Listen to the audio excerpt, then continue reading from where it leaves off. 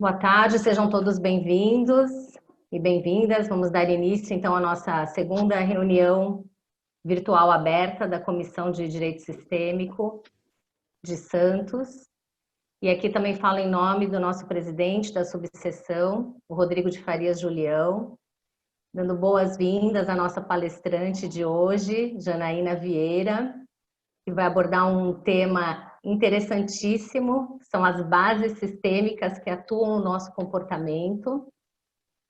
E para quem não conhece a Janaína ela é gestora do Sejusc, na Casa da Família em São Vicente, facilitadora em constelação familiar, pós-graduada em Direito Sistêmico pela Hellinger Schule e Novari, formada em mediação transformativa pela Escola Superior do Ministério Público de São Paulo e conciliadora e mediadora formada pela Escola da Magistratura de São Paulo. Janaína, seja muito bem-vinda na nossa reunião aberta. É um prazer tê-la conosco, uma pessoa que admiro muito. E passo a palavra para você. Gratidão imensa, Thaís. Vocês me escutam bem? Sim. O som tá bom? Eu coloquei o microfone aqui para ver se fica melhor o som. Tá alto, tá baixo, tá bom? Tá bom, sim. Que bom. Então, sejam todos muito bem-vindos. Para mim é sempre uma alegria, uma riqueza poder partilhar com vocês um pouquinho do que eu sei, porque a gente sabe muito pouco. A gente sempre brinca que a gente só sabe que nada sabe, né? Então, é incrível como cada vez que a gente toca algum aprendizado novo, a gente percebe o quanto a gente ainda é pequenininho nisso tudo, né? O quanto a gente tem um longo caminhar de autodescobrimento, né? De altas descobertas, de autoconhecimento. Bom, quando a Thaís me fez esse convite, né, e ela me lançou também um desafio, a gente falou sobre alguns temas que seriam possíveis, né? Porque a Thaís, ela sabe de alguns estudos que eu faço paralelo, né, as questões sistêmicas e como eu linko tudo isso, né, algumas partes da psicanálise, psicologia, né, que graças ao Alexandre eu acabo também embarcando nessas questões da psicologia e também da psicanálise, né? Então, foi muito interessante, desafiador, quando a gente ficou traçando alguns temas para conversar com vocês.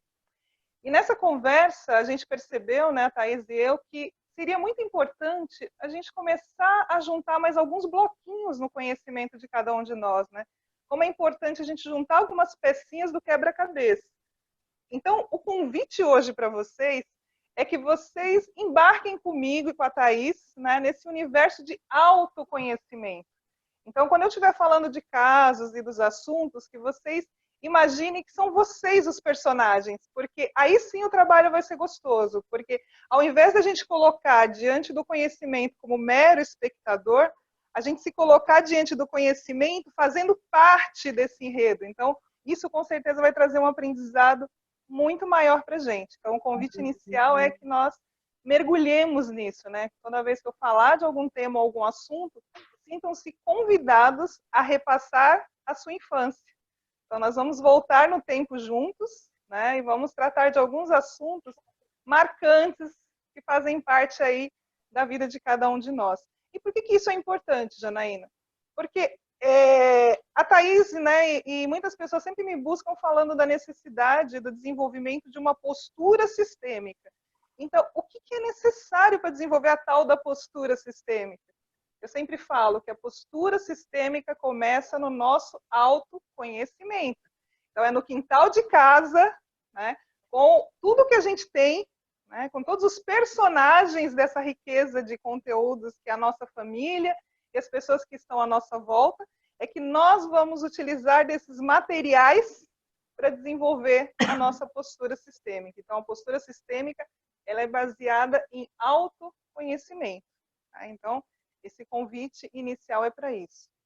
Mas enquanto as pessoas estão entrando e a gente iniciou, vamos junto então se conectar nesse campo, nesse grande campo de conhecimento juntos, e vamos respirar um pouquinho, sentindo a nossa própria respiração.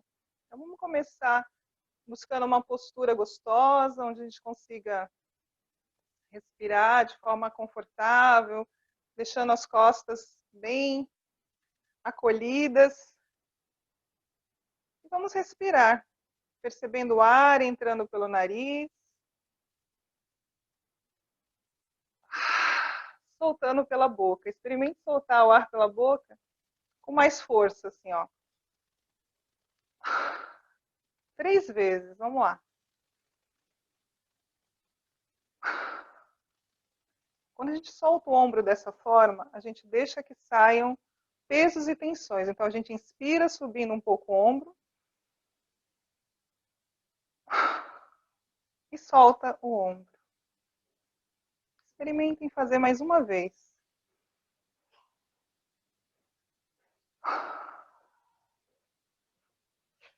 Perfeito. E vocês vão percebendo o quanto vocês vão sentindo contato e mais contato com o seu corpo.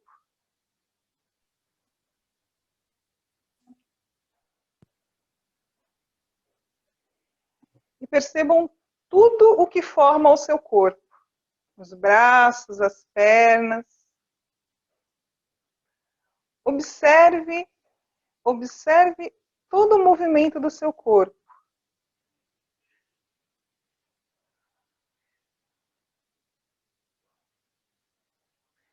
Sinta seu coração.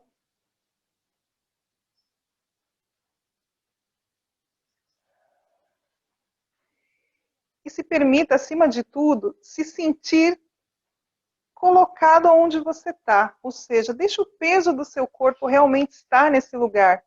Se entrega a essa cadeira, a esse sofá. Experimente estar no presente agora. Apenas presente. E a gente respira.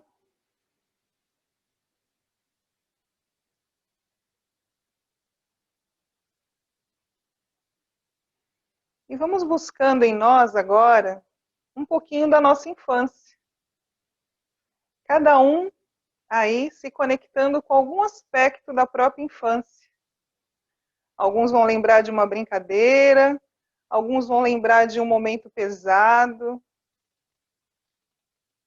Mas apenas se conectem com você, criança. E perceba como seu corpo fica.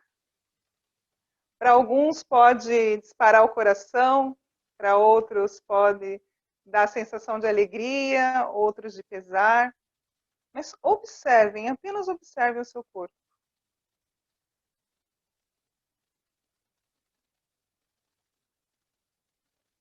E deixe-se invadir agora pelo conhecimento da criança que você foi e que está aí, atemporal em você.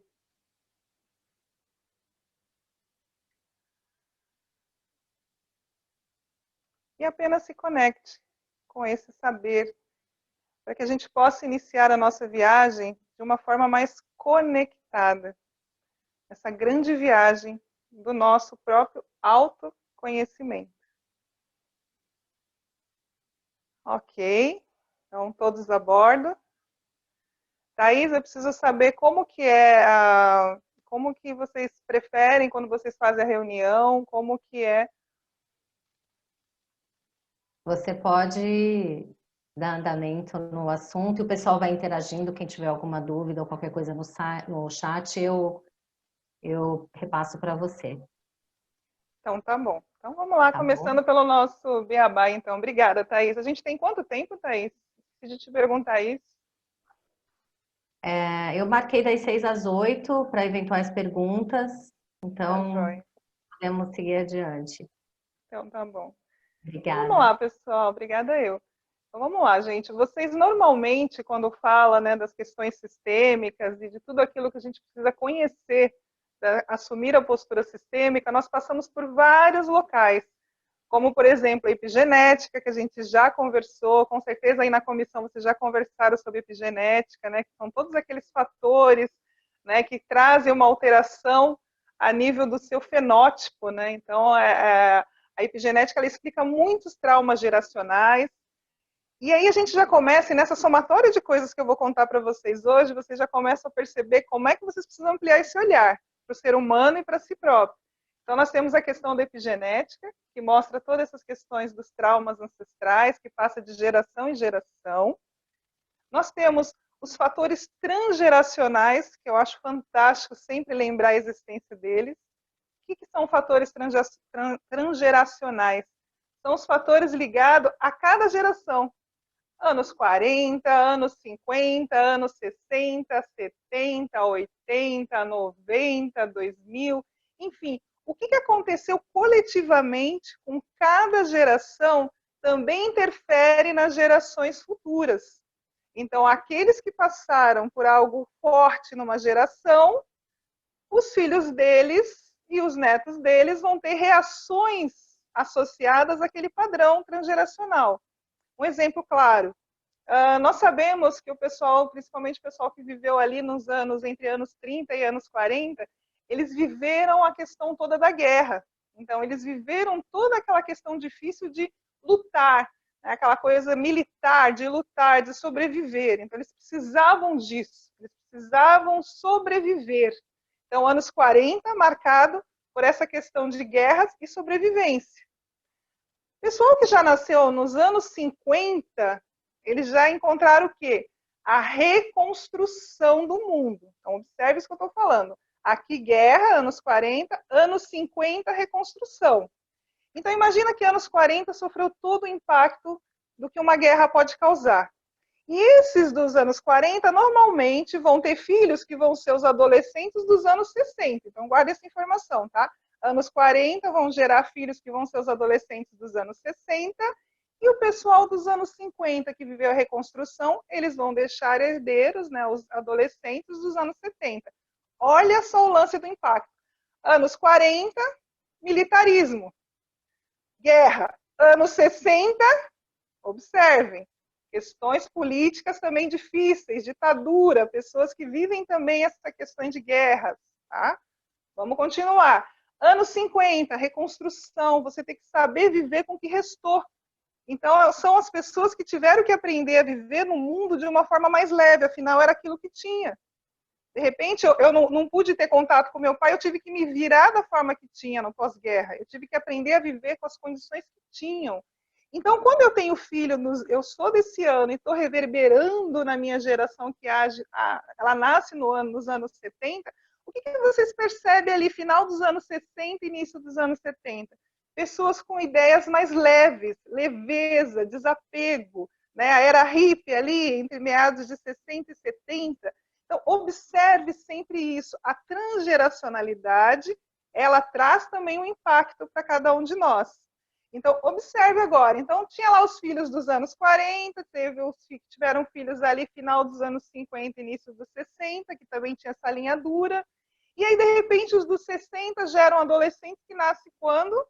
Nos anos 80, em média, tá? Isso aí a gente está fazendo por média, não é uma coisa estanque. É para vocês observarem o movimento coletivo também da sociedade, o movimento coletivo das almas, né?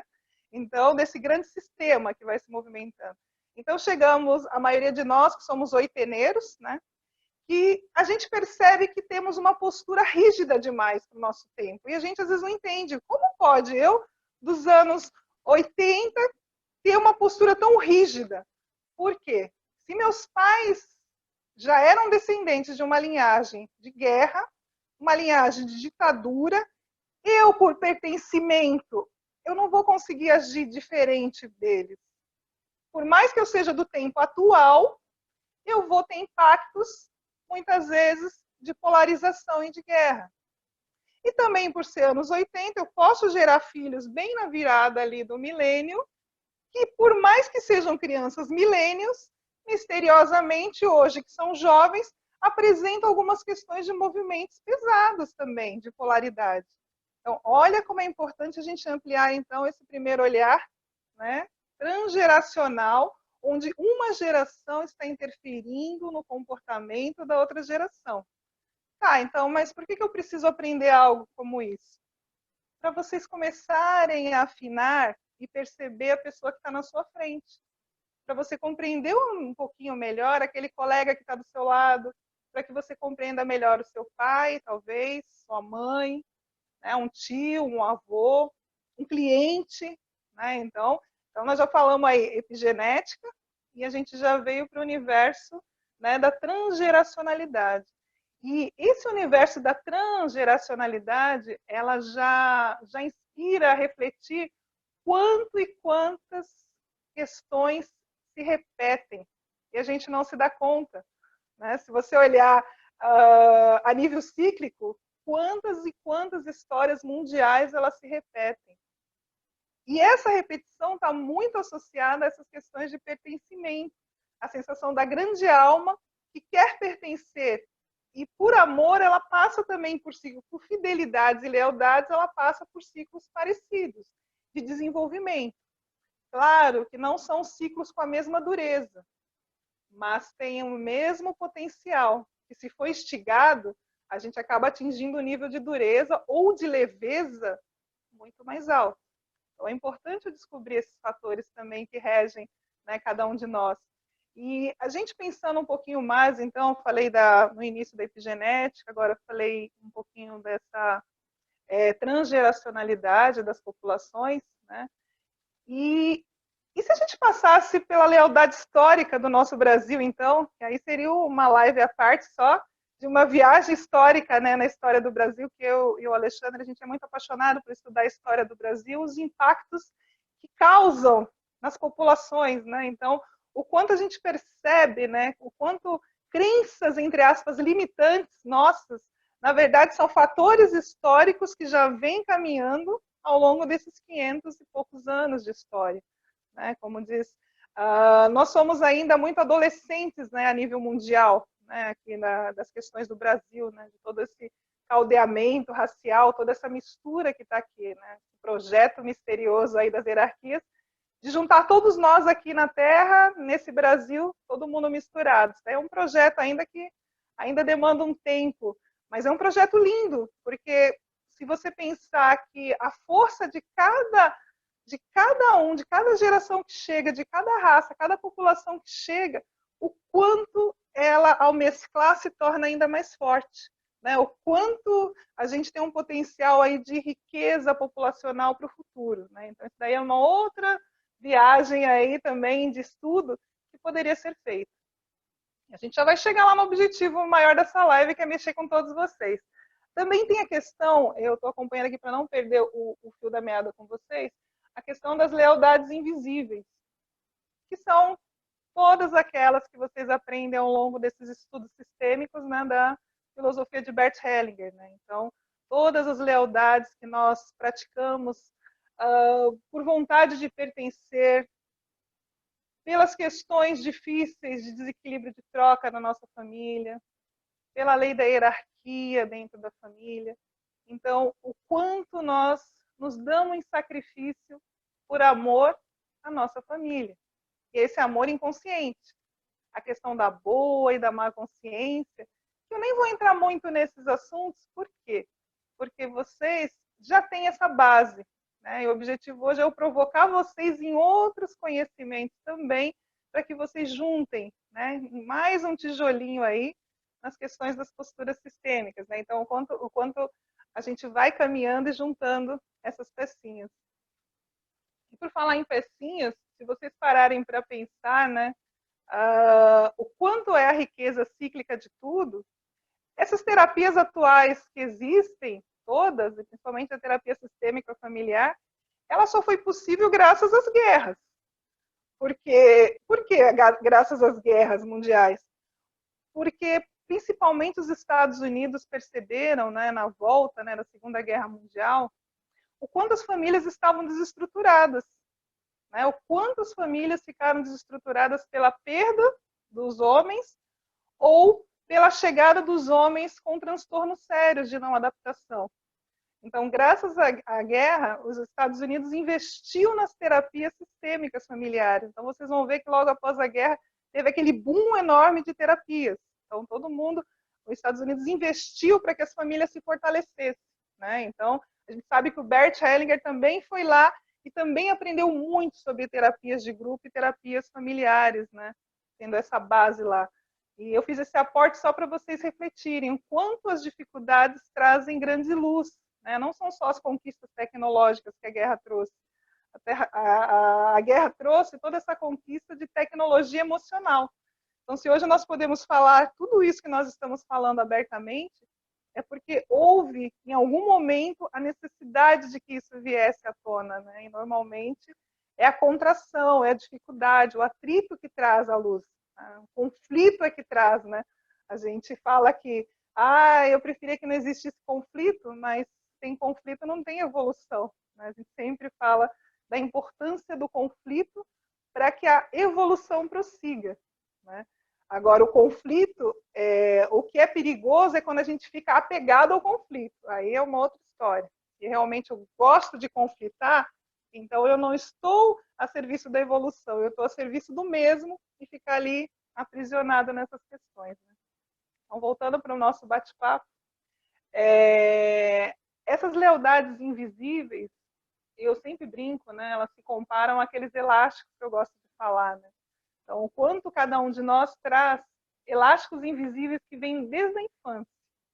A gente está ali no berço ainda e a gente está fazendo ligações imediatas com os nossos pais, com os nossos avós, né, com as pessoas próximas. E o quanto isso impacta na vida adulta.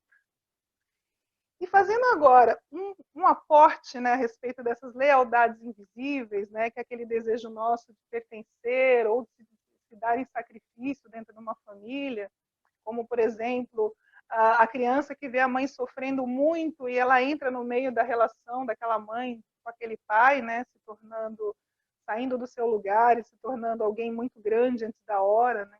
Uma criança que sai do seu lugar antes da hora, ela acaba assumindo um peso e uma carga muito grande de responsabilidade. Então, desde pequena é aquela criança que vive sob pressão. E essa pressão é constante nos ombros, né? A pessoa, ela carrega aquele peso gigante, né, nas costas, como se ela tivesse que cada vez mais dar conta de algo maior. Então, a sensação da vida dessa pessoa que saiu do seu lugar lá pequenininha, na vida adulta, é aquela que sempre tem aquela necessidade de carregar algo, ou carregar alguém. Ela não consegue com leveza para a própria vida. Ela tem a sensação de que se ela for leve, vai dar alguma coisa errada. Então, ela sempre busca situações difíceis, pessoas difíceis. Para quê? Para ela ter aquela sensação de que vai dar certo, porque ela está no controle. Então, aquele falso controle que nós temos a respeito de tudo que a gente acha que controla, ele começa ali na nossa infância. Então, eu convido vocês a refletirem. Onde será que começou o meu gatilho de controle? Onde será que começou o meu gatilho de medo? O meu gatilho de querer me esconder do mundo? Ou o meu gatilho de querer me mostrar como alguém guerreiro, de peito aberto, disposto a pagar um preço? E é nesses lugares que a gente vai transitar um pouco lá na infância, né? Nessas lealdades. Outras lealdades são as lealdades de relacionamento. Quantas e quantas vezes a gente vê lá as questões difíceis de relacionamento, né, no nosso sistema familiar. E como são difíceis, né? Dependendo do sistema que a gente vem, ao longo de gerações de guerra de masculino e feminino, o quanto a gente percebe, cada um de nós, o quanto as mulheres e os homens do nosso sistema não se permitem a ter um amor fluido. E aí eu, por tabela, olho para aquilo tudo e penso, como que eu posso ser diferente? Né? E especialmente agora, né, no Sejusc, que eu estou acompanhando os conciliadores nas audiências virtuais, né, como representante do Sejusc, eu preciso estar presente para acompanhar a parte logística. Eu observo aqueles casais ali conflitando e fico meditando sobre isso, né? Enquanto eles estão ali, o conciliador está trabalhando, eu também estou refletindo sobre onde será que cada um ficou na sua lealdade de amor, né? Onde cada parte ali estagnou naquele jogo de certo e errado, bem e mal, você é o ruim, eu sou a boa, né? O quanto muitas vezes uma parte, foi muito interessante um caso dessa semana em que o homem, normalmente acontece muito isso, né? O homem, ele abre mão de tudo rápido para se livrar do problema, né? Ele não quer discutir a relação, ele não quer construir um acordo, e aí ele fica com o apartamento, não quero saber de nada, fica com o apartamento. Eu só quero a televisão. Aí a mulher vira para ele e fala assim, A da sala você não vai levar, não. Aí começa toda uma simbologia de briga da televisão da sala.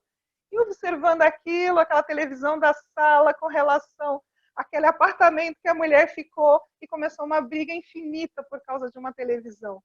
Então, aquela televisão ali, para mim, eu já ficava observando que o que está por trás daquela televisão. Existe ainda um laço que não foi desfeito.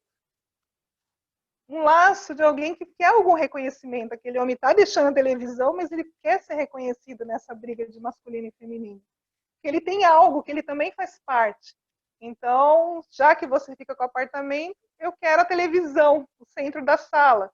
A mulher, não. A televisão 49 polegadas você não vai levar. E o quanto por trás das vozes dessa discussão desse casal está, na verdade, a guerra dos próprios pais deles. As guerras que os próprios pais de cada um tiveram ao longo da vida, onde objetos da casa simbolizavam a barganha do amor. Né? E quantas relações a gente sabe que elas são levadas pela barganha. Objetos inanimados servindo como símbolos de histórias muito mais profundas. Daí vem também um outro aporte importante, que é a análise de script, que é uma outra riqueza de conhecimento. Quando você estuda Eric Berne e começa a perceber o script por trás de cada história, cada objeto, cada nome, né? O conto de fada preferido daquela pessoa, ou a história que ela mais lembra, ou a música que toca ela. Então, o quanto tudo isso diz muito dessa pessoa. Né? Então, lidar com as lealdades invisíveis é lidar, acima de tudo, com o nosso profundo amor ao nosso clã de origem. O quanto a gente faz coisas e toma atitudes inconscientes para falar para a mamãe e para o papai da gente: ó, eu sou que nem você. E nem você. E mesmo quando eu estou com ódio mortal da minha mãe ou do meu pai, as minhas atitudes mostram que eu estou exatamente igual a eles. E é muito interessante. Toda vez que eu nego algo no meu pai, ou toda vez que eu nego algo na minha mãe, é exatamente aquilo que eu vou fazer comigo, ou aquilo que eu vou me tornar. E são muitos casos clássicos.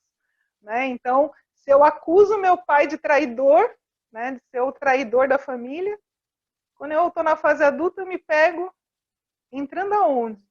Em relacionamentos difíceis e triangulares. Quantas e quantas vezes, né, a gente faz isso ou percebe isso, né, atraindo pessoas difíceis para nós.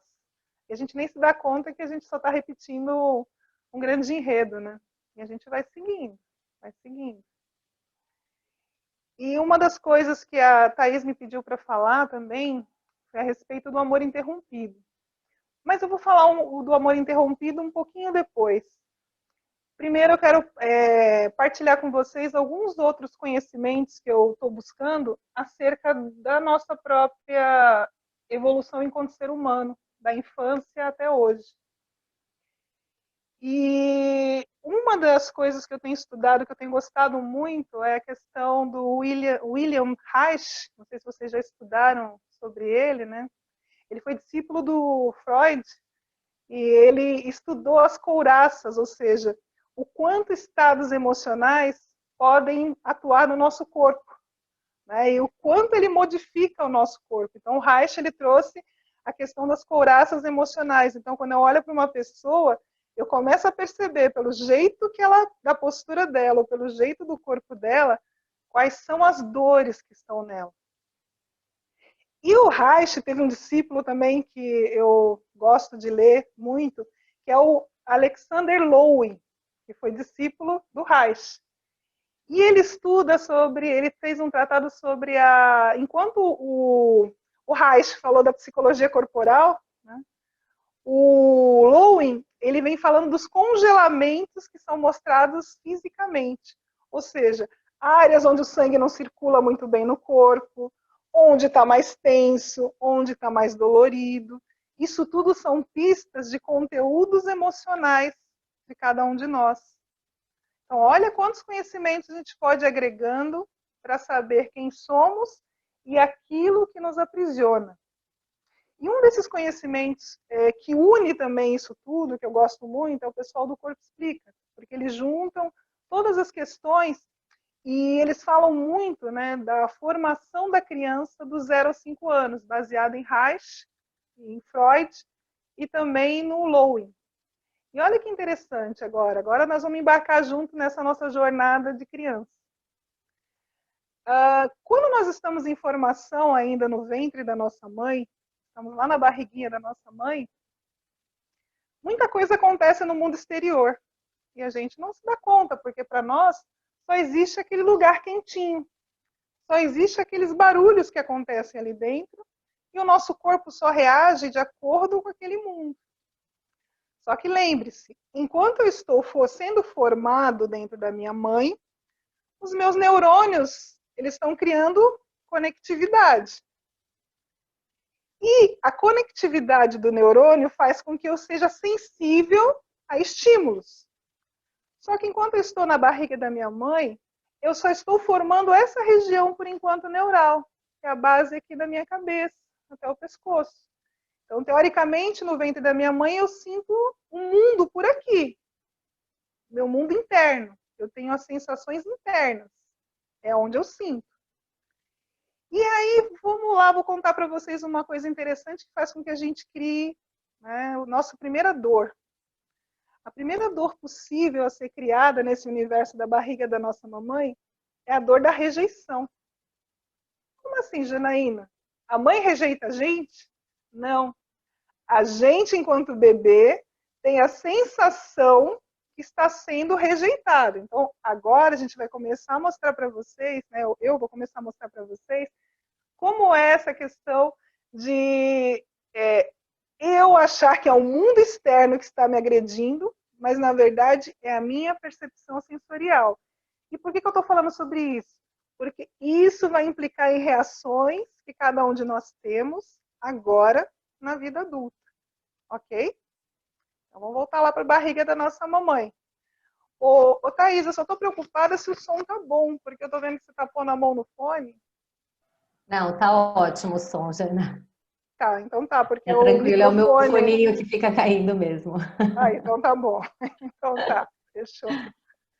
Então tá. Então, voltando lá para a barriga da nossa mamãe. Então, imagina, então, lembre-se, eu estou formando essa região sensorial. Então, é o meu universo aqui na minha cabeça. É toda a conexão cerebral. Está sendo formada ali. E eu estou na barriga da minha mamãe ainda quietinho. Aquele mundo é perfeito, quente e nutritivo. Só que aí eu começo a ter espasmos corporais. E lembre-se, eu ainda não tenho controle. São espasmos corporais. Eu não me mexo assim porque eu quero me mexer. Eu mexo porque eu tenho espasmos de acordo com o que acontece no ambiente. E aí, meu corpo está se formando, dando aquelas eletricidades internas, e eu começo a mexer. Só que quando eu me mexo na barriga da minha mãe, o que pode acontecer? Se a minha mamãe, na gravidez, ela está com alguma preocupação, se a gravidez vai dar certo, se eu vou vir sadio, de repente o marido ficou, meu pai ficou desempregado bem na hora da gravidez, de repente alguém morreu, e o que acontece? Eu faço um espasmo de movimento, a mãe lembra que eu existo. Naquele momento que a criança mexe com tudo, a mãe põe a mão na barriga e pode vir uma emoção daquela mãe. Que pode ser uma emoção difícil para a mãe pelo que ela está vivendo. Não pelo grande amor que ela tem por você, ok? Mas ela está vivendo algo que você lembrou ela, de repente você mexeu na barriga e ela falou, meu Deus, como vai ser o futuro dessa criança, desse meu amor? Como que eu vou lidar com essa situação X ou Y? O que acontece dentro do útero dessa mulher quando ela faz quando ela joga essa carga de hormônios de preocupação? O útero fica estreito, o útero estreita e muda a temperatura. Então, olha que interessante. Cada vez que eu tento me mexer, o útero da minha mãe reage me apertando. Então, olha a sensação que eu tenho. Quanto menos eu me mexer, quanto menos eu existir, menos impacto externo eu vou ter. E comecem a associar isso com comportamentos na fase adulta. Então, se você é uma pessoa que entra rapidamente no mundo da imaginação, ou seja, a criança, quando ela reage, o útero faz assim, então ela fica quietinha. Então ela começa a desenvolver o quê? Essa parte, muito mais. Porque já que é melhor ela ficar quietinha sem se mexer, essa conexão dela vai ser a mais perfeita. Então ela vai ficar no mundo do pensamento, no mundo lá da cabeça dela, e vai ser uma pessoa que na fase adulta tende a ficar muito mais fechada no seu próprio universo, e também aquela pessoa que não gosta de ser tocada. É uma pessoa que pode usar camiseta escrita: eu não sou touchscreen, mantenha a distância. Aquela pessoa que não gosta de toque. E quantas vezes vocês que são mães têm uma criança que não gostam muito de toque? Às vezes você quer dar todo o afeto e todo o amor para aquela criança e a criança reage assim. E aí você acha que a culpa é sua. Então, olha só, vamos lá, começando a perceber. A culpa não é sua. Aquela criança teve uma reação ao que ela estava sentindo na barriga. Então, ela criou já uma couraça. Então, ela se defende do mundo se fechando, porque ela acha que se ela permitir, ela vai ter aquela sensação de novo, que é a sensação de rejeição. Ok? Então, esse é uma das primeiras coisas que podem acontecer com você. Então, lá na barriga da sua mamãe, você sentiu esse estímulo, então você tem uma profunda dor e medo de rejeição. Então, você é aquela pessoa que realmente vai fugir de todo mundo e vai preferir ficar lá no universo dos seus pensamentos. Janaína, mas e aí? Eu achava que era só pelas questões sistêmicas que eu fugia de todo mundo. Quer dizer, então, que por reações do útero da minha mãe eu também fujo, posso estar fugindo do contato do outro? Também. Mas quem é que disse que, de repente, as reações que a sua mamãe teve não foram sistêmicas? Aí é outra história, tá? Mas voltando ali para a barriguinha da mamãe. Ok. A criança, então, pode ter desenvolvido isso na barriga ou não. Próxima etapa. Próxima etapa acontece quando a criança está ali, né, no período da amamentação. E é muito interessante esse período da amamentação, né? Porque a criança, normalmente podem acontecer duas coisas. A criança chora porque ela está com fome e o leite não vem. Ela não é atendida e ela está com fome. E ela chora, chora, chora e o leite não vem. Qual é a sensação que ela tem? É que falta algo para ela. Então ela chora, chora e não vem aquilo que ela necessita. Então a criança desenvolve uma sensação de abandono. O abandono é diferente da rejeição. Rejeição é: você nem me conhece, você já rejeita. Então eu já me mantenho distante de você. Abandono é: eu já tive algo bom e alguém tirou de mim. Ou seja, eu tive aquele seio, aquela mamadeira, enfim. Eu senti o gosto daquilo, eu gostei. E agora que eu quero muito, ninguém aparece para me dar. Então, uma criança que nessa fase da amamentação, ela passa por essa sensação de que está faltando, ela está com fome, ela acaba desenvolvendo aí na fase adulta uma sensação de faltar algo, uma fome profunda. Né? Então, ela sempre vai estar buscando a questão da oralidade, a questão da comida, a questão de falar e principalmente a questão do toque. Sabe aquelas pessoas que não conseguem falar sem tocar e querem tocar, querem abraçar, querem ser aconchegado e abraçado?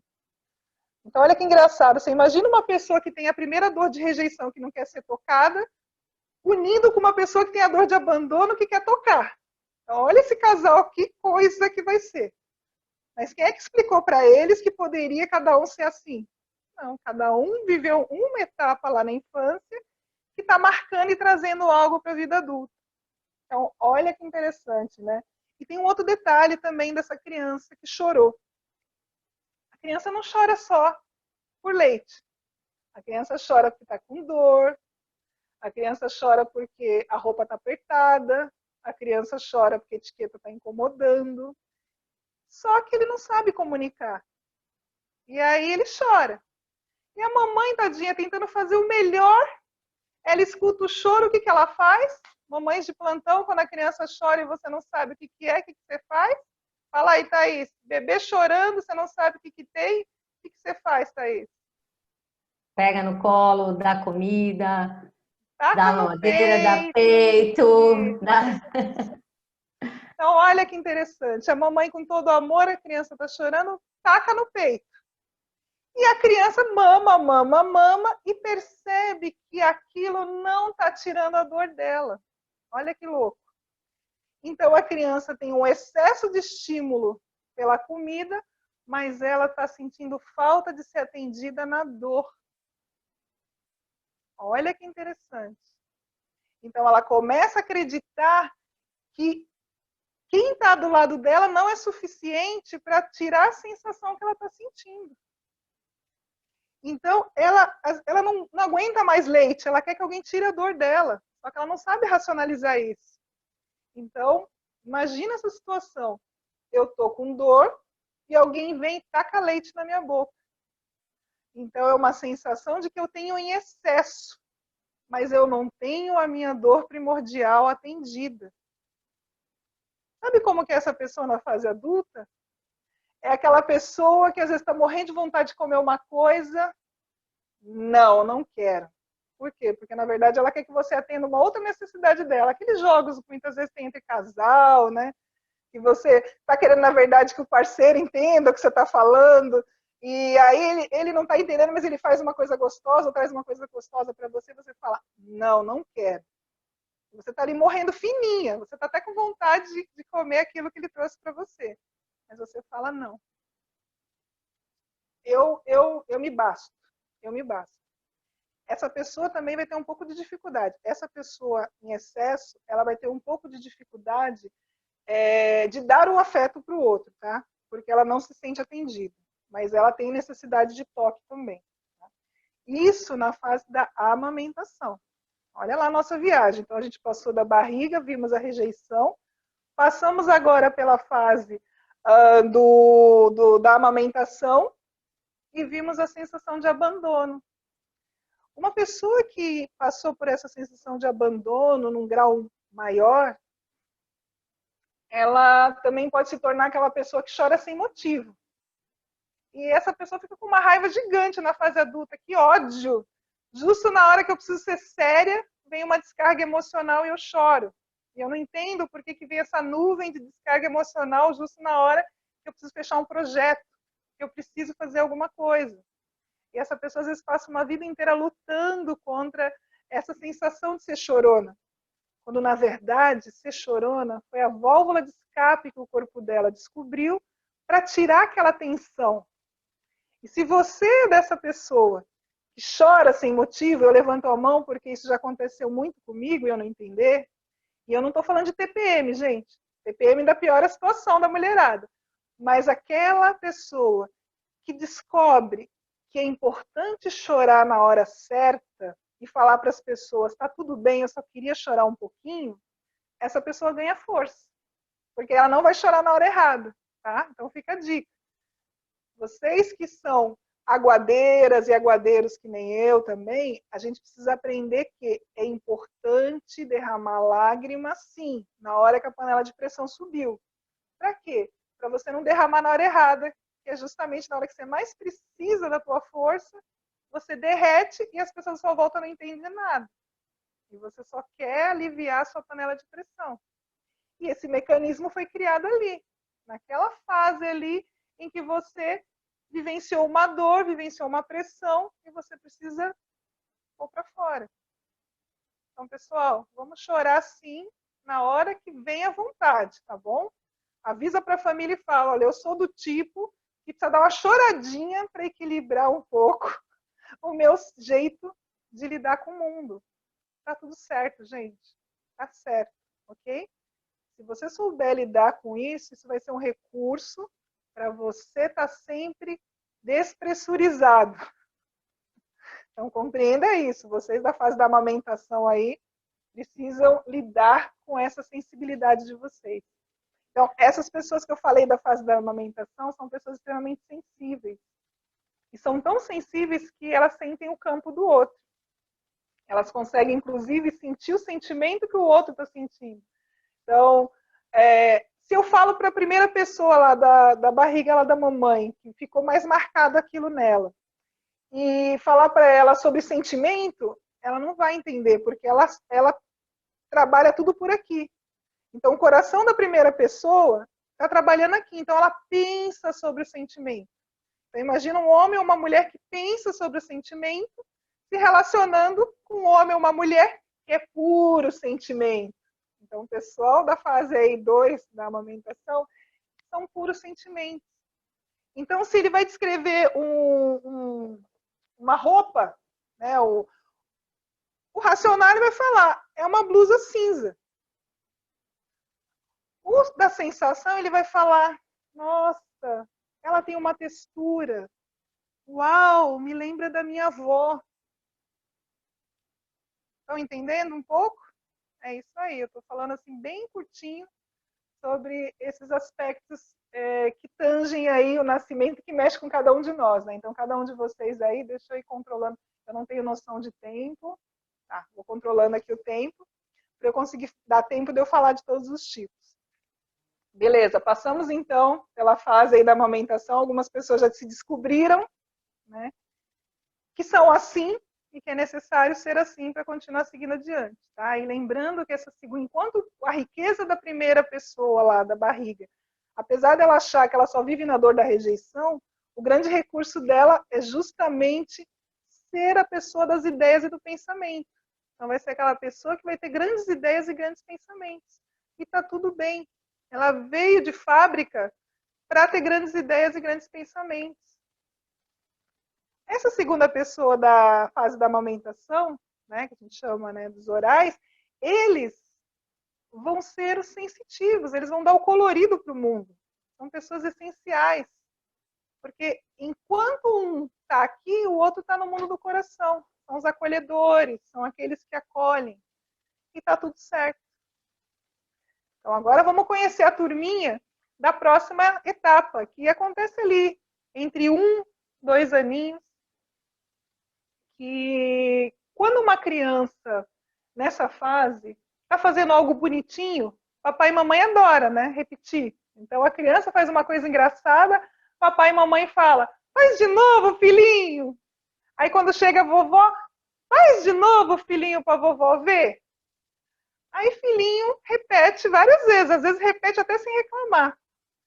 Só que tem um dia que o filhinho está cansado de ficar repetindo a mesma coisa e ele faz, não quero, não estou afim. E o que acontece quando a criança fala isso para a mamãe, para o papai ou para alguém da família? Ele é repreendido e fala, ai, tu tá chato hoje, hein? Tu não quer nada? Quantas mamães estão se identificando aí? Você não quer nada, não quer fazer o que a mamãe está pedindo, o que o papai está pedindo. Como que coisa feia. Gente, sabe o que está sendo desenvolvido inconscientemente nessa criança? Eu só sirvo quando eu estou fazendo alguma coisa para os outros, né? Olha lá o que está desenvolvendo nessa criança. É a dor da manipulação. Ou seja, eu só sou legal para o meu papai e para a minha mamãe quando eu faço exatamente o que eles querem. E olha que louco, não é a intenção do papai e da mamãe fazer nada disso. Mas é que a maioria de nós não tem conhecimento que justamente nessa etapa da criança é que ela está gravando certas emoções e está percebendo o mundo de uma forma diferente. Então é nessa idade que ela percebe essa questão da manipulação. E como ela percebe que os pais agem dessa forma com ela também vai aprender na fase adulta a conseguir tudo que o outro faz. Então, são pessoas que podem ser extremamente manipuladoras. Por quê? Porque foi o jeito que ela acreditou e ela colocou ali na fase que ela estava vivendo de desenvolvimento que era importante ela ser daquela forma. E repetir isso na vida adulta é aprender a seduzir as pessoas. Afinal, se eu faço uma gracinha, se eu seduzo, eu consigo que as pessoas fiquem bem comigo. Ai, cansa, né? Imagina você passar uma vida inteira desse jeito, sem perceber que você está no modo automático. fazendo coisas para que as outras pessoas achem que você é legal.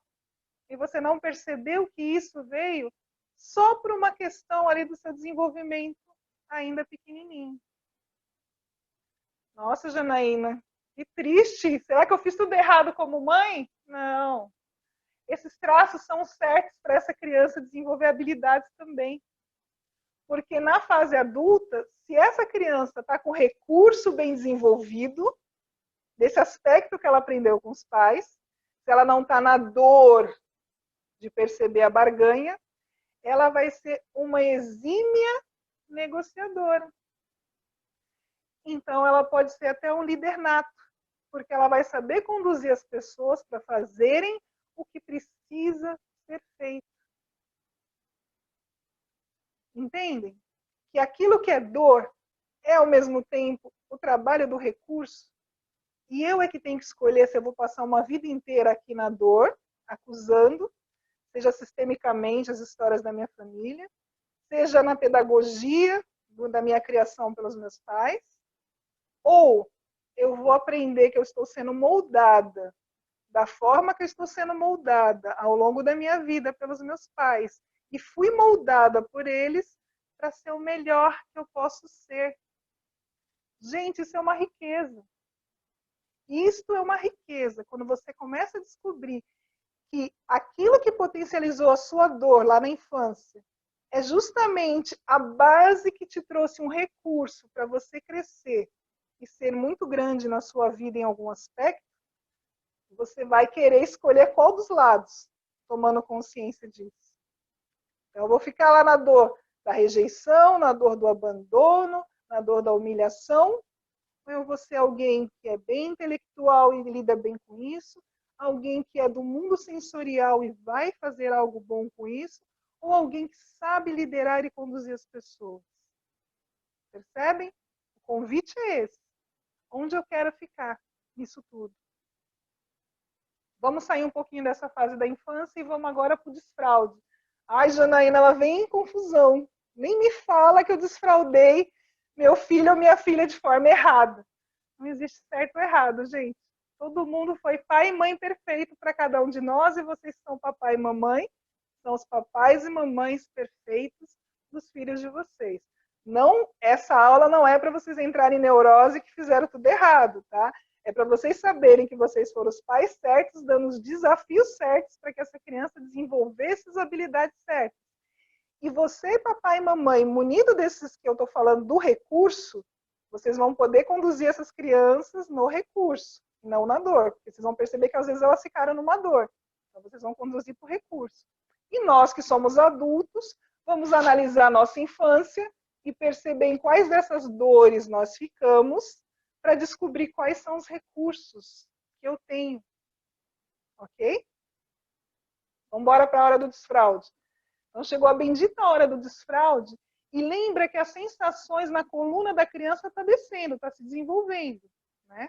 Então, agora, a parte sensorial, que chama ali da mielinização da capinha neural da coluna, está chegando no controle dos esfíncteres.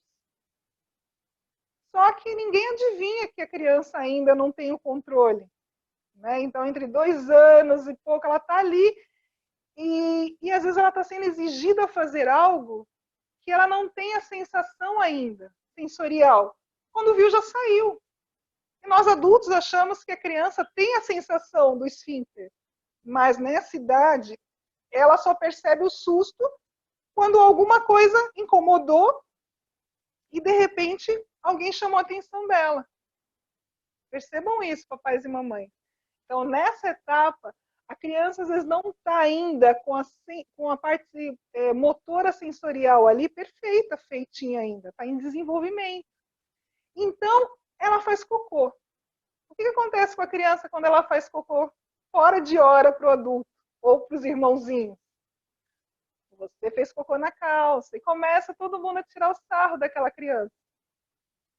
E a criança começa a desenvolver uma dor. Porque, puxa vida, eu não percebo a hora que vai acontecer, aconteceu. E isso é importante a gente saber. A criança ainda não tem ainda aquele esfíncter com a sensação completa. Então, acontece e ela sente que aconteceu. Ela não tem toda aquela motilidade que ela está percebendo que alguma coisa vai acontecer, né? E aí ela é cobrada toda hora. E quando ela é cobrada toda hora, ela começa a pensar, poxa vida, mas eu não sei a hora exata que vai acontecer. E aí ela começa a ficar conectada com o corpo, ela começa a ficar toda travada e se prendendo. E ela fica ali fechando o corpinho dela porque ela está tentando entender o que está acontecendo. Afinal, ela já tomou um monte de bronca, tiraram o mau barato dela, e mesmo assim, ela tentando ter o controle máximo do corpo, o cocô sai.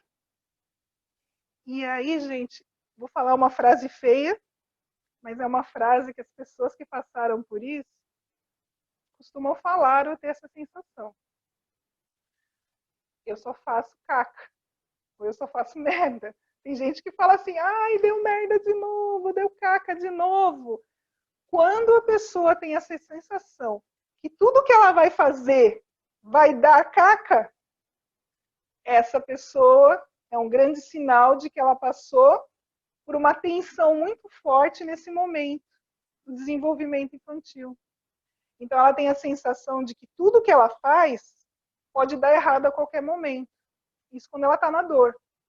Então, se você tem aquela sensação quase física de que você tem que segurar, porque o negócio vai dar errado, o negócio vai perder, eu vou perder aquilo. Isso está muito relacionado com essa questão sua no momento do desfraude. E o quanto isso impacta na tua vida atual.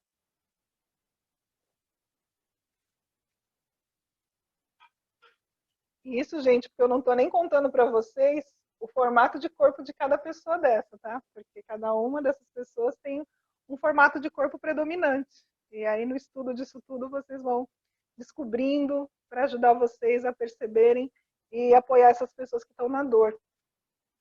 Porque se você percebe que uma pessoa dessa, né, que passou essa fase do desfraude, com essa dificuldade, ela está na dor, como é que você consegue ajudar essa pessoa, então, a ir para o recurso? E qual é o recurso de uma criança que passou por isso, então?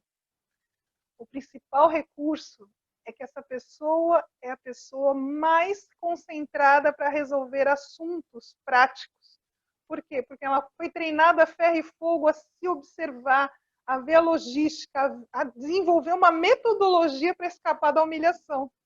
Então, essa criança, na fase adulta, se ela está no recurso, ela vai ser extremamente metódica. E ela vai fazer o melhor dela sendo metódica. E não adianta alguém lá da fase racional, do sentimento, ou lá da manipulação, tentar mudar ela, que não vai conseguir. Por quê? O maior recurso dessa pessoa é justamente método. Ela ser metódica, ela precisa do caderninho, do folder. Se ela vai dar palestra, ela não vai conseguir improvisar, ela vai precisar ali da lousa, do flip chart, e tá tudo bem. Tá tudo bem. Pode ser que esse seja você. Tá tudo bem. E isso é legal de saber. Isso é importante de saber que tá tudo bem. Você só tem que sair dessa dor de achar que se você se expor, você vai ser humilhado, porque isso é um gatilho lá da infância. E na vida adulta, essa pode ser a sua maior força para você levar projetos ousados e difíceis, que ninguém consegue levar adiante. E eu vou dizer para vocês, essas pessoas dessa fase de desenvolvimento são as pessoas que carregam projetos pesadíssimos e conseguem levar adiante esses projetos. Então, olha a riqueza desse saber. Então, o recurso dessa pessoa não é achar que vai dar tudo errado. O recurso dessa pessoa é aprender a estruturar dentro do método. E o quanto isso tudo é rico, para que essa pessoa não fique só na dor de achar que vão rir dela, que ela vai ser humilhada, que tudo que ela faz não tem valor. Né? Então, olha aí o trabalho que cada um de nós pode conduzir essas pessoas com esse conhecimento, com esses saberes.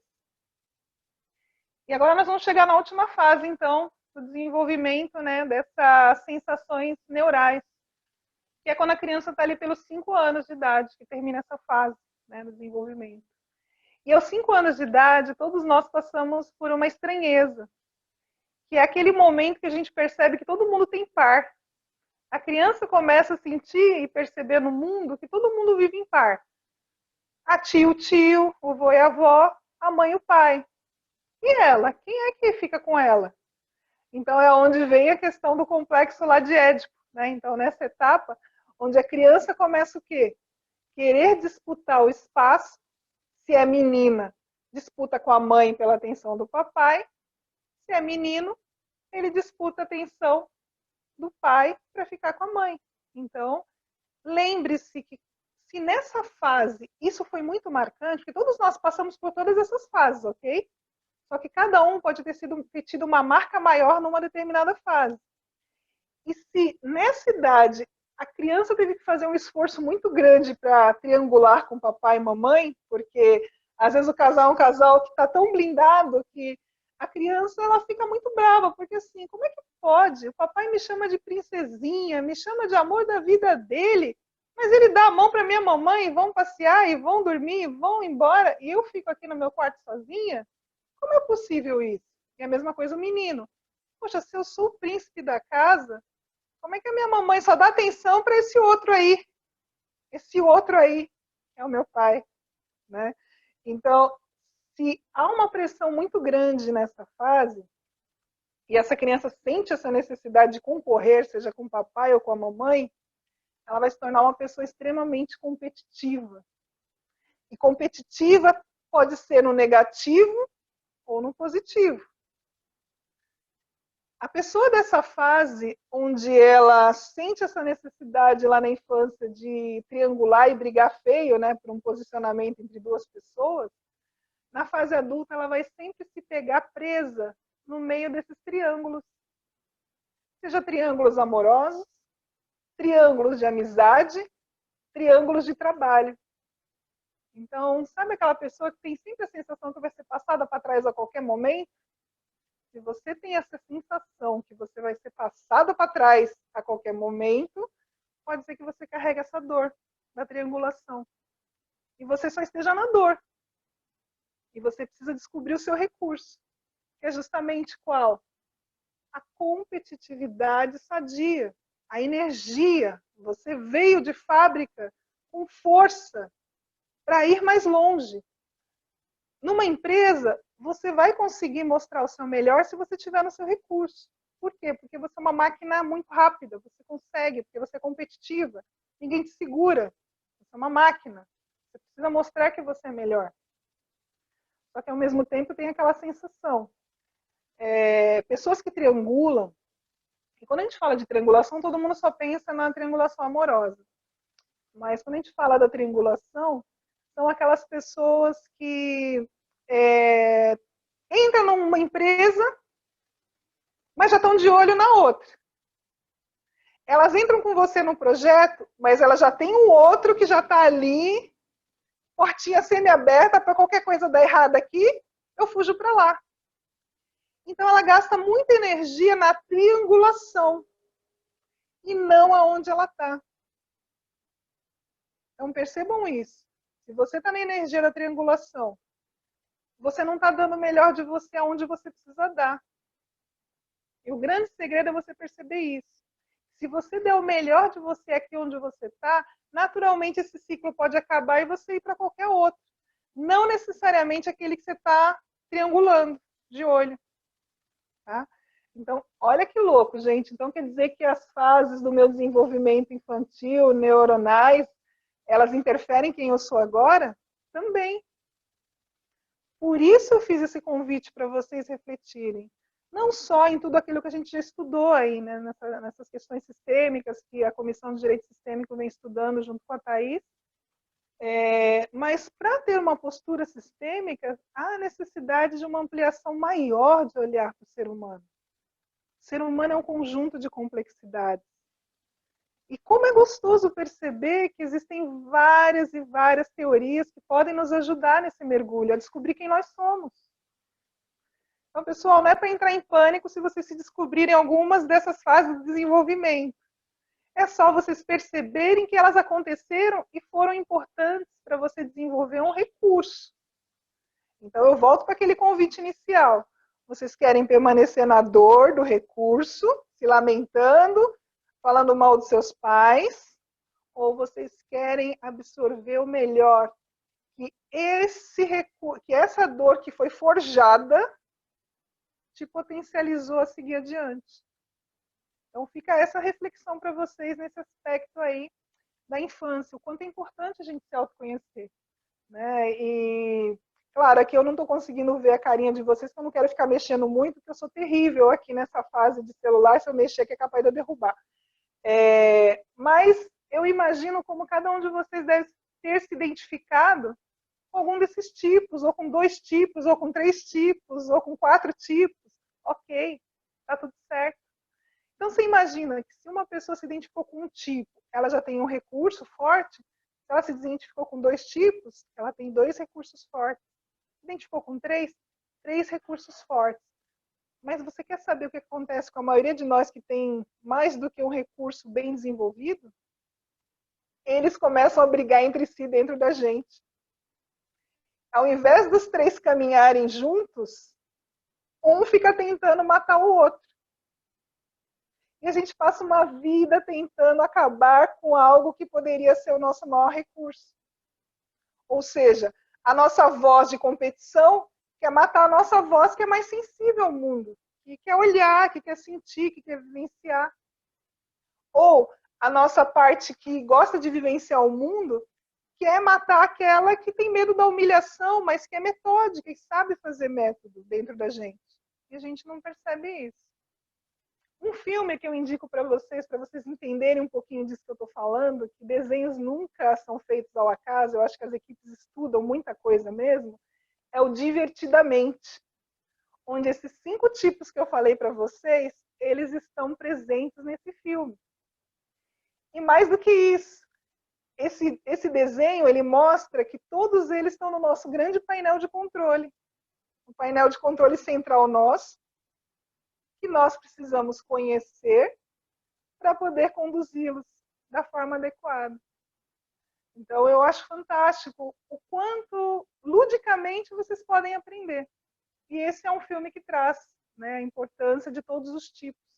E o quanto a alegria, né, desse filme queria matar a tristeza, né? E o quanto, na verdade, a tristeza era a solução desse filme, para quem assistiu, né, esse desenho.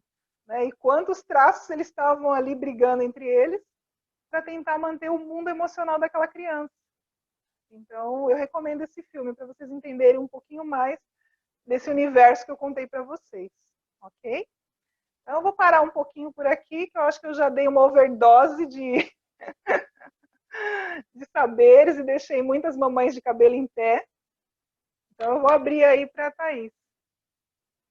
Jana, maravilhosa sua palestra, um assunto incrível. Fiquei aqui só já fazendo as minhas associações e como que é importante, né, a gente se reconhecer com todas essas fases e também o quanto é importante essa conexão com o para mais, né, com esse recurso e habilidade para a gente sair daquela vinculação de dor e tristeza e ir para o mais. Então, esse desenho realmente é sensacional. Assisti até há pouco tempo com a minha filha.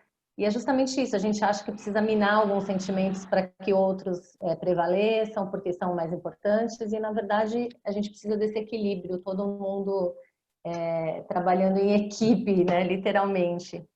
Sim. E muitíssimo, muitíssimo obrigada por essa aula. Eu fiz todas as minhas anotações aqui e é fundamental mesmo que a gente possa ampliar esse olhar. A gente conversa muito na comissão sobre isso, sobre esses recursos que desenvolvem a postura sistêmica, né? Que é o trabalho interno, é o trabalho pessoal, de formiguinha, é um processo lento, não é da noite para o dia, não é de uma hora para outra, mas com explicações como as que você deu hoje, ajudam, né, nesse impulso dessa busca. Então, somos gratas e gratos por essa aula maravilhosa que você nos deu hoje. E aí, Thaís, só para as pessoas perguntarem, mas o que isso tem a ver com Bert, tudo isso que a Janaína falou? Eu vou falar um trecho que está aqui nesse livro, No Centro Sentimos a Leveza, que o Bert fala assim: além das técnicas instrumentais, A psicoterapia também precisa da assistência espiritual. E isso também se aplica, sobretudo, à psicossomática, aquela psicoterapia que pretende, em colaboração com a medicina, aliviar e também curar as doenças do corpo e da alma. E aí ele vai falando exatamente sobre acontecimentos, pois fazemos experiências de que faremos a experiência de que certos acontecimentos, por exemplo, uma separação prematura da mãe, produzem efeitos não apenas sobre a alma, mas também sobre o corpo. Nesses casos, pode-se tentar trazer à luz, mais uma vez, aquilo que na época fez sofrer a alma e mais tarde atuou também sobre o corpo. A pessoa aceita tal como foi e encontra, então, a partir da sintonia com esse destino, também um alívio e a cura para o corpo.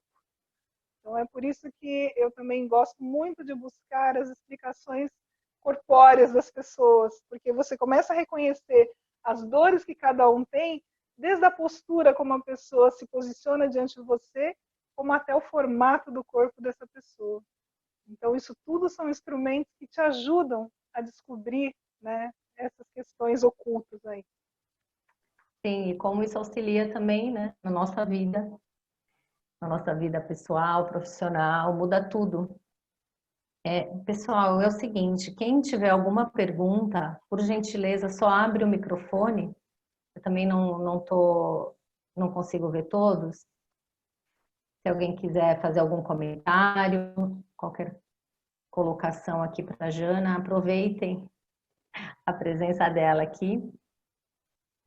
Vou mudar aqui a forma de visualizar, que a gente também está ao vivo no Face, Jana.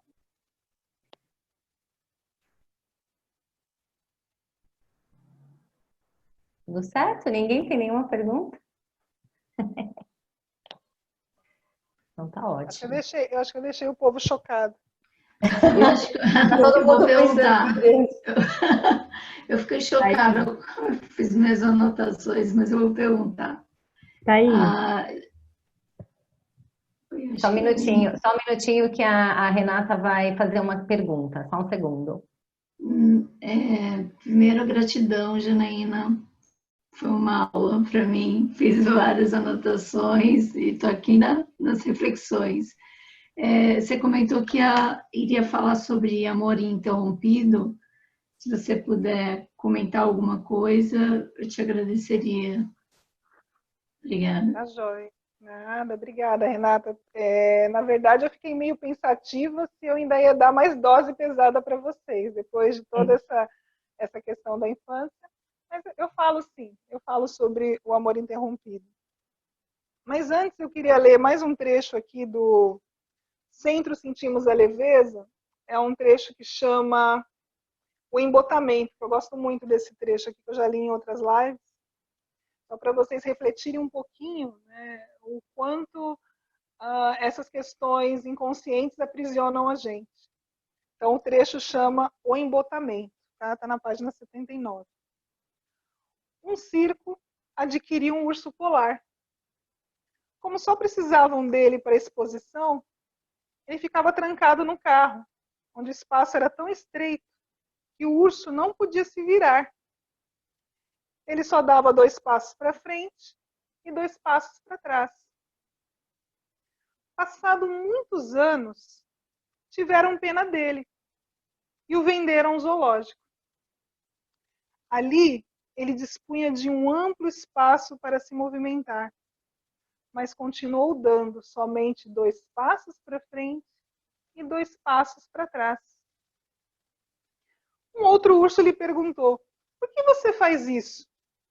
E ele respondeu: porque fiquei muito tempo preso num carro estreito. E aí a pergunta que eu faço para vocês é: qual é o carro estreito de cada um de vocês? Qual que é o carro estreito que vocês estão usando como desculpa para não dar grandes passos?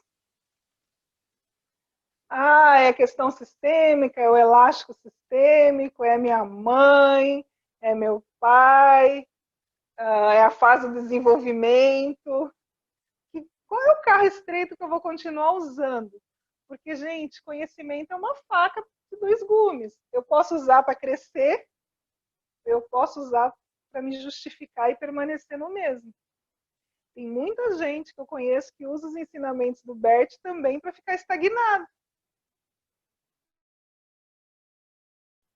Algo que libera tanto, tem gente que consegue fazer disso uma prisão.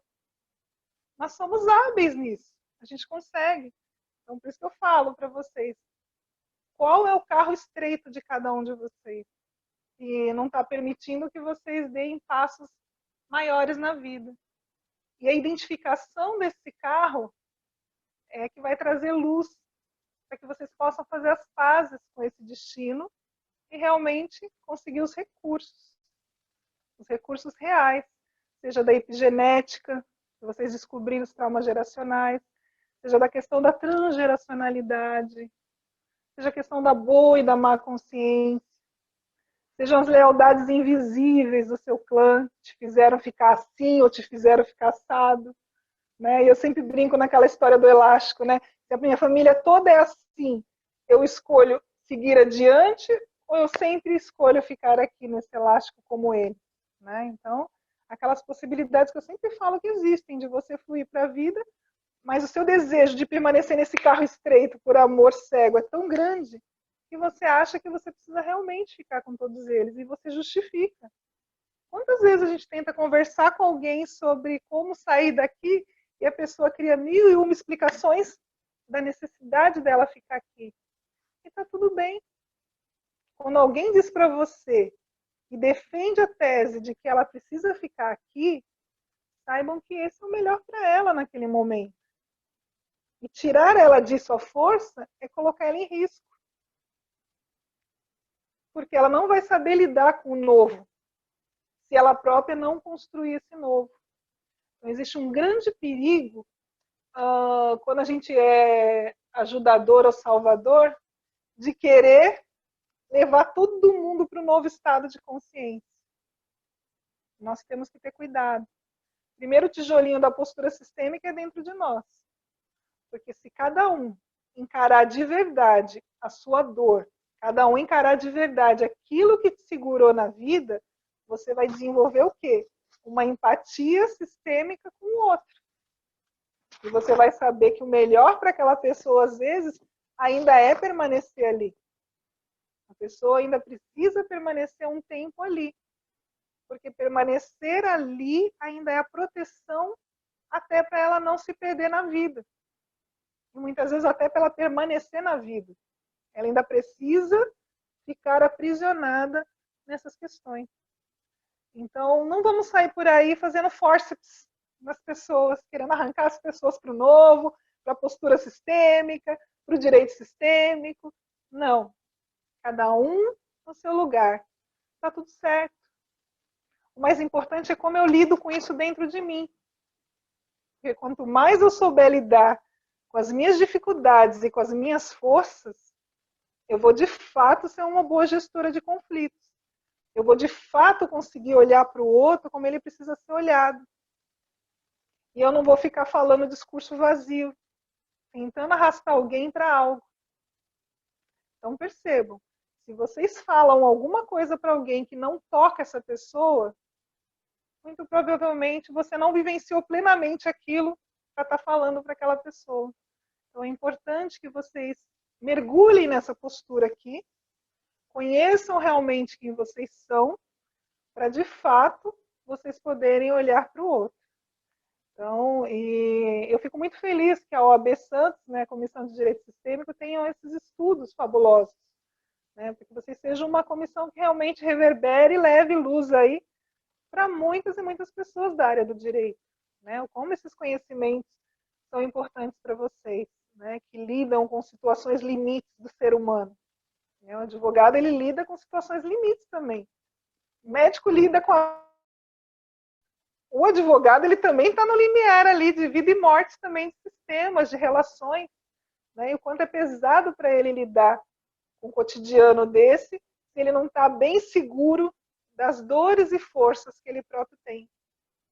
Então, o convite desse aprendizado de hoje refletir sobre quais são, de verdade, os seus recursos. Porque as dores a gente já conhece. As nossas dores, a gente já tem a plaquinha e sai mostrando para o mundo. Agora, como é que a gente pode, através dessa dor, descobrir quais são os nossos recursos? Então, eu acho que o principal chamado hoje é esse, para que a gente possa, de verdade, atuar a serviço da pacificação real. Então, agora voltando lá para a Renata, né, feito essa virada rápida lá, vou falar muito rápido sobre amor interrompido, bem rápido mesmo, não é essa profundidade toda. Mas o movimento do amor interrompido, ele normalmente acontece, né, com as crianças lá de 0 a 7 anos, quando elas têm ausência inesperada da mãe ou do pai, né, que são os principais na vida dela, e seja por viagem, hospital, ou até falecimento, no caso extremo. Né? Então, como é que ocorre? Essa criança, ela está em casa, então a mãe precisou fazer uma viagem, ou o pai, e essa criança chegou uma hora que ela começou a chorar. Eu quero a mamãe, ou eu quero o papai, e ficou nisso. Chorou, chorou, chorou, e todo mundo tentando consolar, e ela chorando, chorando, chorando, porque ela queria quem? A mamãe ou o papai naquele momento, seja quem foi que saiu. E a dor da criança é muito grande, isso vocês têm que lembrar. A criança, ela vivencia tudo estratosfericamente, porque ela está em construção. Então, para ela, aquela é a maior dor que ela está vivendo. Ela não tem toda essa estrutura nossa, que já passamos por várias dores, para construir quem nós somos. A criança, ela vivencia na plenitude o que ela está vivenciando. Ela está com raiva, ela está com raiva, ela está com medo, ela está com medo, ela está com dor, ela está com dor. Então, aquela dor é muito grande para ela, ainda mais a dor da ausência dos seus provedores, ou de um deles, né? Daqueles que provêem todo o amor, afeto, enfim. Então, o que demonstra que aconteceu o amor interrompido? Então, quando a criança chora, chora, chora, chegou uma hora que ela parou de chorar, ela criou ali uma espécie de couraça. Cansou de chorar, ficou ferida, mas ela criou uma capa. Tá bom, não preciso mais também.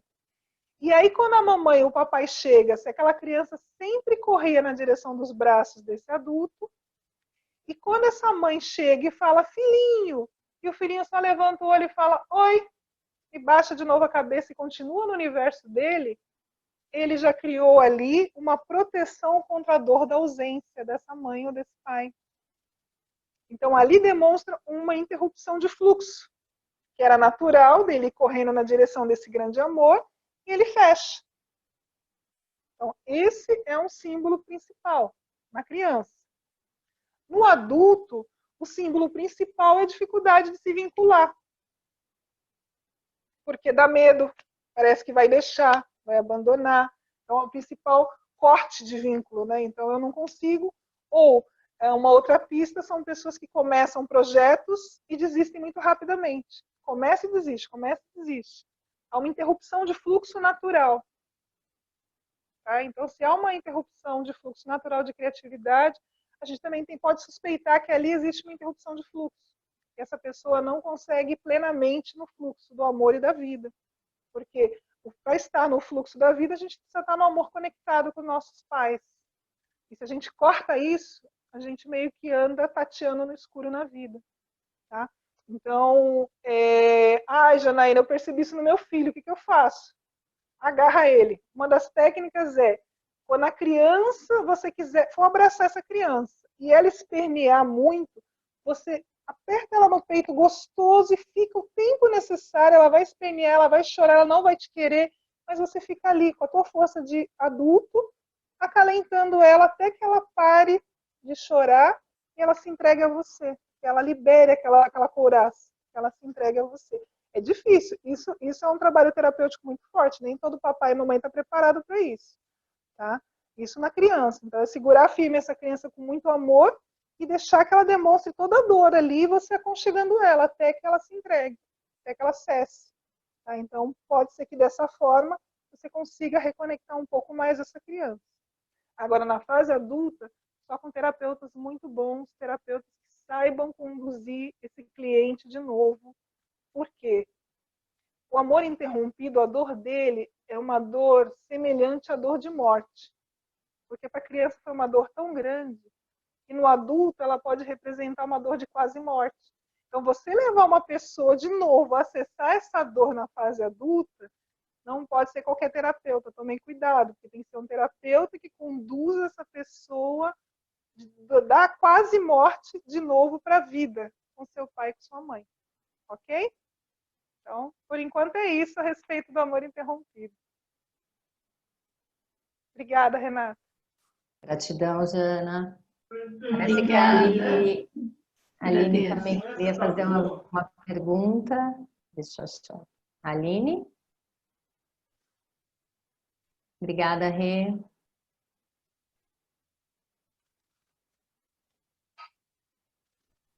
Não vejo mais a Aline. Acho que ela não E Aline, está. Aline Paixão?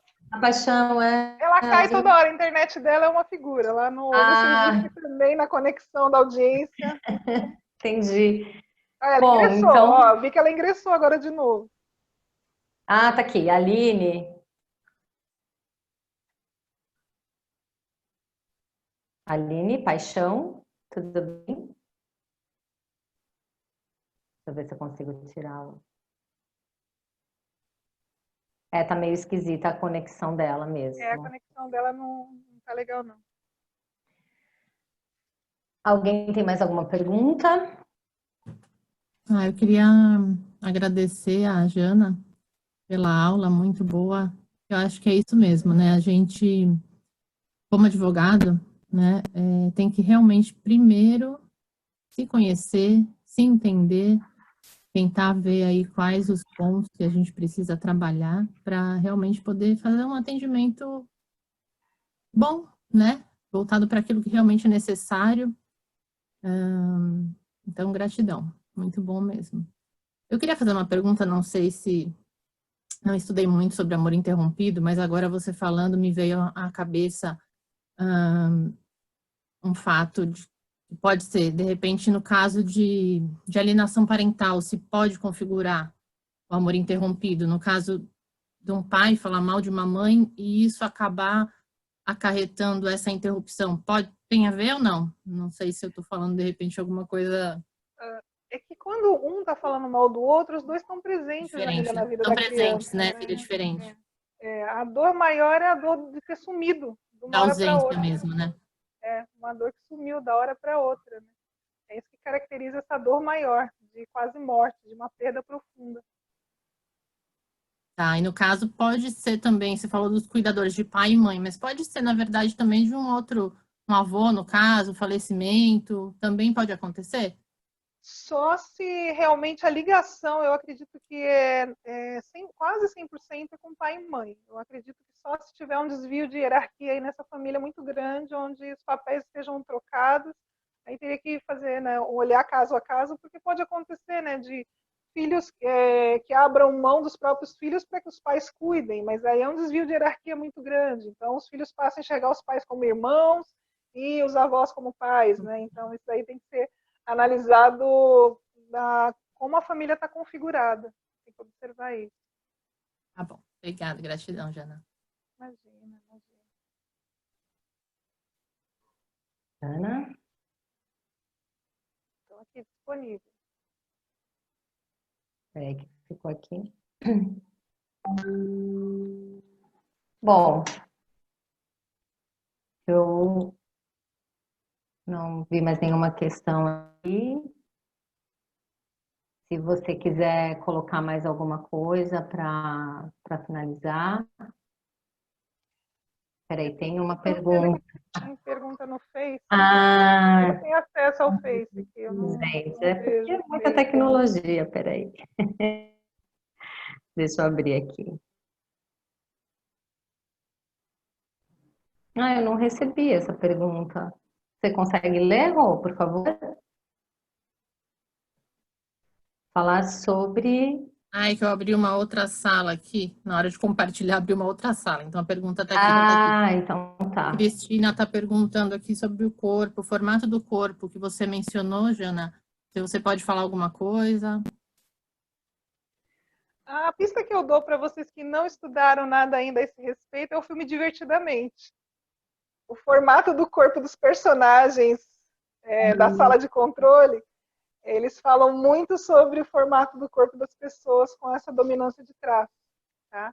Então, vai indicar bastante, vai ser uma pista gostosa. Acho que vocês vão ter uma lição de casa aí, que assistir esse filme, esse desenho, né, com os seus filhos, com esse outro olhar, tá? Então, vocês vão perceber lá que tem o vermelhinho, o formato do vermelhinho, o formato do azulzinho, do verdinho, do roxinho. Cada um deles é esses traços aí. Eu diria, a princípio, para começar a estudar, assistam divertidamente, tá? E depois vão em busca desse conhecimento com Reich, Lowen. Se no futuro próximo eu conseguir, porque eu estou me aprimorando em análise corporal, se no futuro eu conseguir falar um pouco mais sobre isso, eu falo, mas é muita coisa, gente. Eu gosto de estudar muitas coisas. Vocês sabem que eu amo estudar muitos assuntos e às vezes não dá tempo de eu fazer tudo na velocidade que eu gostaria. Thaís, a gente está com alguns projetos aí também, de aulas e cursos, e é muita coisa ao mesmo tempo. Mas abrindo uma possibilidade, a gente volta, a gente dá uma aula sobre isso, ou quem tiver interesse mais para frente, não agora, a gente também ajuda nessa questão de se autoanalisar para descobrir as dores. Tá? O Alexandre também está fazendo o mesmo estudo que eu, ele como psicólogo está se aprofundando mais ainda, né, nessa questão das dores e dos traços do formato do corpo da pessoa versus suas dores e seu recurso, né? Então, fica um convite aí mais para frente para a gente poder estar tratando mais disso. Mas assista o filme divertidamente. Fica aí a dica. Vocês vão perceber que quem mexe, a pista quem mexe muito com essa parte, normalmente tem essa parte mais desenvolvida, né? Quem é da alimentação tem uns arredondamentos aí pelo corpo, né? Quem é da questão da dificuldade ali, do desfraude, o corpo é mais durinho, mais rijo, né? Pessoas de um formato mais rígido, a pele mais forte, né? O formato dos sedutores também, tem toda uma explicação a respeito disso. E os trianguladores também, são pessoas altamente, de uma beleza assim, muito grande. Daí vocês vão começar a perceber porque pessoas de beleza tão grande triangulam tanto, tem tanta dificuldade de estabelecer um relacionamento, mas é porque tem uma dor aí por trás. E nessa competitividade ela desenvolveu até um corpo mais bonito e competitivo, para vocês terem uma ideia como é tudo tão relacionado ao nosso desenvolvimento também na infância. Então, essas pessoas competitivas também criaram de fábrica um corpão bonito para lidar com essa dor. E mesmo assim, sendo lindas, elas ainda têm dor de triangulação, de serem passadas para trás. É incrível que a gente sabe disso. Quantas e quantas pessoas, considerado um padrão estético maravilhoso, passam tanto sufoco na área de relacionamento. Mas é que isso também tem a ver com essas dores lá da triangulação inicial, que sistemicamente são os filhinhos do papai, as filhinhas do papai e os filhinhos da mamãe. Tá bom? Mas aí é uma aula para questões de Dom Juan e relacionamentos difíceis aí, nível 2. Sim, Jana, só para finalizar, mais uma pergunta, até por conta do horário. Tem uma pessoa que não está identificada com o nome, então eu não sei, está só falando, se referindo que é aluna da Meire, na Cruzeiro do Sul. É a Marta. Se você cria uma criança que não é sua e na adolescência ela resolve voltar para a mãe, isso se considera um movimento do amor interrompido? A busca da mãe biológica? Na verdade, não é um movimento do amor interrompido, é um movimento da reconexão do amor real dela. Talvez ela vivesse a vida toda nesse amor interrompido. Dito isso, o filme Lion. É uma história real de uma pessoa criada extremamente na abundância, né? E mesmo assim passou uma vida ali, enquanto não encontrou sua mãe real, ele não sossegou. Né? Então, o quanto quem tem essa questão, né, de ser criado por outros pais, né, ou ser adotado, o quanto a alma dessa criança, mesmo que inconsciente, ela busca essa religação, sim. Mesmo que ela não admita, ela está em busca constante dessa religação. Sim. Acho até que a gente pode deixar aí uma sugestão de próxima reunião, falarmos sobre o olhar sistêmico para adoção. Tem tanta coisa para falar sobre isso, e a gente pode falar disso numa outra oportunidade. E aí a gente está chegando aqui na reta final do horário e eu gostaria de agradecer imensamente a sua disponibilidade, Jana, essa aula linda, você sempre compartilhando tudo que você aprende, isso é maravilhoso. E sou fã de carteirinha, você sabe, né? E a todos que estão aqui presentes, conectados, essa reunião vai ficar salva. Provisoriamente, eu coloquei no canal, até coloquei no chat o canal, porque depois nós vamos migrar para um canal específico da Comissão de Direito Sistêmico no YouTube, tá? Mas enquanto ele não existe, eu coloquei aqui no chat onde vai ficar salvo, tá bom? Então, um grande beijo. Jana, até a próxima. Boa noite a todos que estão aqui. Vou passar a palavra para ela para finalizar. E gratidão. Eu que agradeço imensamente. Eu que agradeço imensamente cada um de vocês que disponibilizaram o seu tempo para se autoconhecer, né? E o quanto é importante. Se alguma coisa nessa live tocou vocês ou lembrou de outras pessoas, passem adiante. Mas não esqueça, o trabalho primeiro é para vocês, tá bom? Mas claro que a gente sempre lembra de uma ou outra pessoa que precisa ouvir algum desses conteúdos, ou as mamães aí com crianças também, que é importante começar a absorver um pouquinho desse conteúdo. Passa aí a live adiante aí para que outros comecem a entender toda essa complexidade que somos nós e essa beleza também. Então, um grande abraço, um grande beijo para todos da Comissão de Direito Sistêmico da OAB Santos, por essa abertura, por esse espaço e por essa riqueza de partilhar que vocês promovem aqui no Litoral. Vou estar sempre à disposição dentro aí dos meus horários complexos, mas eu estou com vocês, eu estou muito feliz que a pandemia permitiu que eu estivesse com vocês, porque eu nunca consegui estar com vocês nas reuniões presenciais por conta do horário, mas agora eu consegui estar com vocês aqui. Eu estou muito feliz de estar aqui com vocês, viu? Obrigada mesmo. Obrigadão, Jana. Obrigada a todos. Um beijo. Boa noite. Obrigada. Fiquem bem. Até a próxima. Até a tchau, próxima. Tchau. Tchau. Obrigada. Obrigada.